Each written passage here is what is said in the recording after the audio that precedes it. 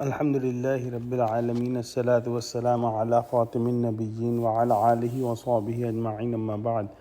فأعوذ بالله من الشيطان الرجيم بسم الله الرحمن الرحيم قال الله تعالى في سورة الأعراف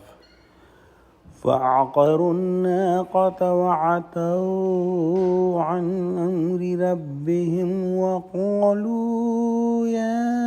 صالح ائتنا بما تعدنا إن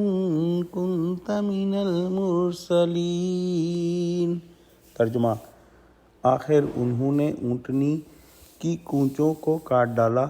اور اپنے پروردگار کے حکم سے سرکشی کی اور کہنے لگے کہ صالح، جس چیز سے تم ہمیں ڈراتے تھے، اگر تم خدا کے پیغمبر ہو تو اسے ہم پر لے آؤ۔ پچھلی آیتوں میں ہم نے پڑھا کہ کس طرح سے حضرت صالح علیہ السلام سے ان کی قوم ثمود نے ایک گابھن اونٹنی کا مطالبہ کیا کہ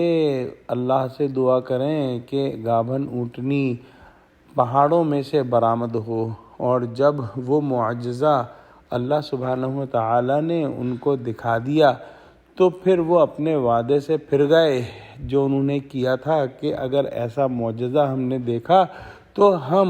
اے صالح آپ پر ایمان لے آئیں گے۔ جب انہوں نے اللہ سبحانہ و تعالیٰ کے معجزے کو جھٹلایا، اور نہ صرف جھٹلایا بلکہ جیسا کہ صالح علیہ السلام نے ان کو حکم دیا تھا کہ اللہ کی اس اونٹنی کو اللہ کی زمین میں چرنے دو اور اس کو کسی ضرر پہنچانے کی نیت سے ہاتھ نہ لگانا، لیکن ثمود نے اس اونٹنی کی کونچوں کو کاٹ ڈالا اور اس کو جو ہے وہ مار دیا۔ اس پر بھی ان کا تکبر ختم نہ ہوا اور اس پر انہوں نے صالح علیہ السلام اس کو چیلنج کیا کہ اگر آپ اللہ سبحانہ و تعالیٰ کے نبی ہیں تو پھر آپ ہم پر وہ عذاب لے آئیں جس عذاب کا آپ ہم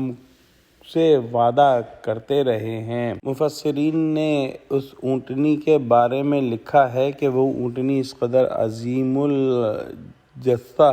اور ڈیل ڈول کی تھی کہ جس جنگل میں چرتی تھی دوسرے مویشی ڈر کر بھاگ جاتے تھے، اور اپنی باری کے دن جس کنویں سے پانی پیتی تھی کنواں خالی کر دیتی تھی، گویا جیسے اس کی پیدائش غیر معمولی طریقے سے ہوئی تھی تو اس کے عزم و آثار حیات بھی غیر معمولی تھے۔ آخر لوگوں نے غیظ میں آ کر اس کے قتل پر اتفاق کیا اور بدبخت قدار نے اس کی کونچیں کاٹ ڈالیں۔ بعدہ خود حضرت صالح علیہ السلام کے قتل پر بھی تیار ہونے لگے تھے، اور اس طرح خدا کے احکام کو جو صالح اور ناقہ کے متعلق تھے اسے پس پشت ڈال دیا تھا۔ اگلی آیت میں اللہ سبحانہ و تعالیٰ ارشاد فرماتا ہے فَأَخَذَتْهُمُ الرَّجْفَةُ فَأَصْبَحُوا فِي دَارِهِمْ جَاثِمِينَ۔ ترجمہ: تو ان کو بھونچال نے آ پکڑا اور وہ اپنے گھروں میں اوندھے پڑے رہ گئے۔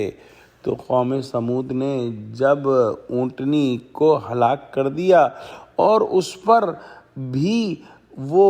بس نہ ہوئے بلکہ حضرت صالح علیہ السلام سے عذاب کا تقاضا کرنے لگے تو اللہ سبحانہ و تعالیٰ نے ان پر عذاب بھیجا،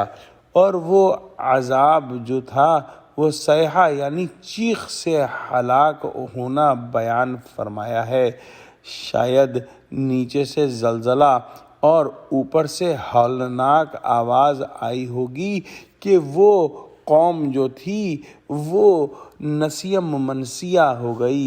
اور تمام کے تمام متکبرین ہلاک ہو گئے۔ دعا کرتے ہیں کہ اللہ سبحانہ و تعالی ہم کو قرآن کا فہم عطا فرما، ہم کو سچوں سے جوڑے اور قرآن کے احکام پر ہم کو چلنے والا بنا دے۔ آمین۔ وآخر دعوانا الحمدللہ رب العالمین۔ السلام علیکم ورحمۃ اللہ وبرکاتہ۔